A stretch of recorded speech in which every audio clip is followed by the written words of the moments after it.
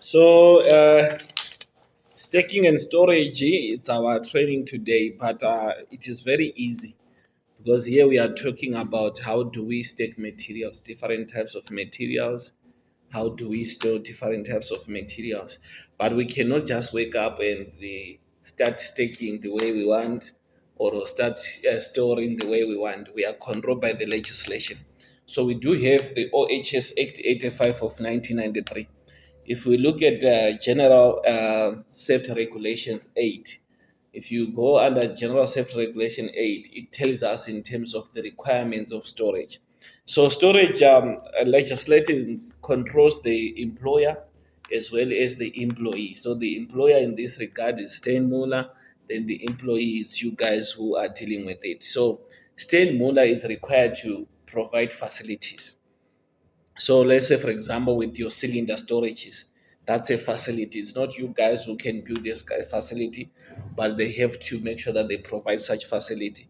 But it's your duty to inspect and check if your facility complies with the regulations. So let us start with the cylinders. So this regulation says these cylinders must be stored 6 meters away from any air condition or any air supply devices which supplies air. It must be 6 meters away. Then there must be a segregation between the empty cylinders bottles and the ones which we are full, and we make sure that those cylinders bottles are stacked upright, and they must be secured so that there cannot be any accidentally falling of them. Then if someone so the place that these cylinders are stored, it need to be in a well ventilated space. Then there must be a fence which is a minimum of 2 meters high. Then there must be some safety signs attached to such an area.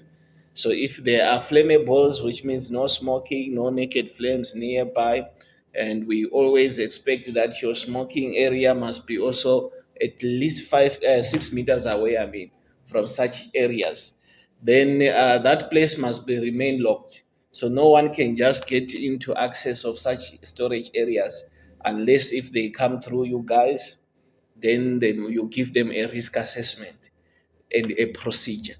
Unless if it is someone who's always taking these cylinders, which means procedures is part of the induction before they start taking these cylinders, then you communicate with them your staking and storage procedures. I think you do have your staking and storage procedures, isn't it? Then it is properly communicated. So what you guys has to do as the stores guys is to make sure that there is something like this, an attendance register. If it is not you, then it has to come from the safety department, where it has a proof that they have been explained.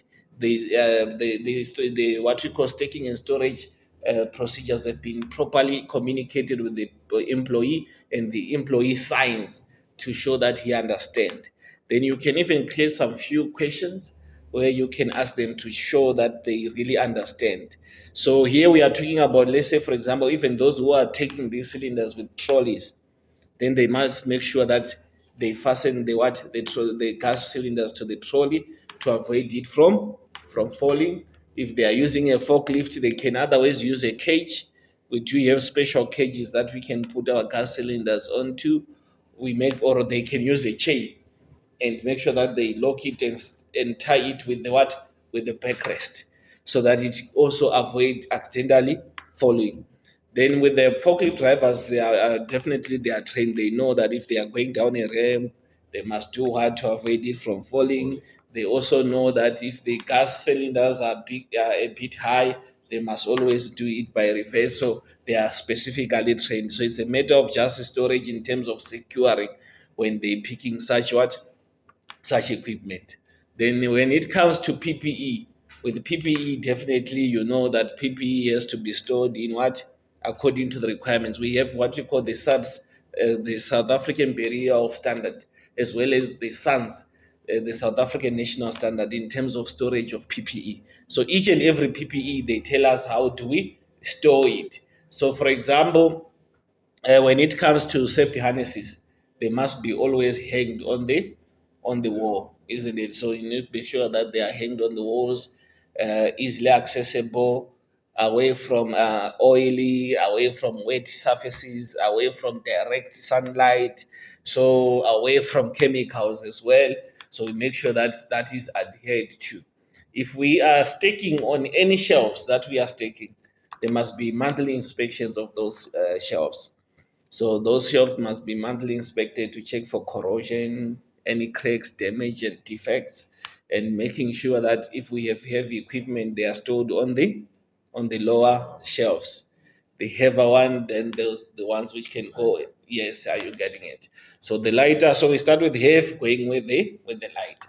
Then, if there is anyone who has to access picking anything in the storage facility, make sure that there is proper equipment. Let's say, for example, they need to access higher shelves, which means definitely they need to have proper equipment like ladders, or if you have some equipment. But in most cases, if it is an area where you also store chemicals, we don't allow any diesel operated machineries.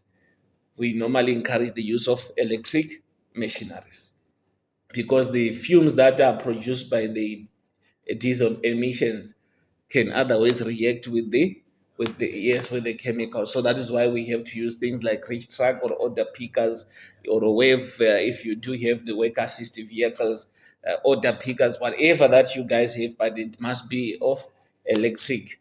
So you must make sure that the rightful equipment are used in the stores for whoever who is picking and whoever who is taking or bringing back whatever that they were using.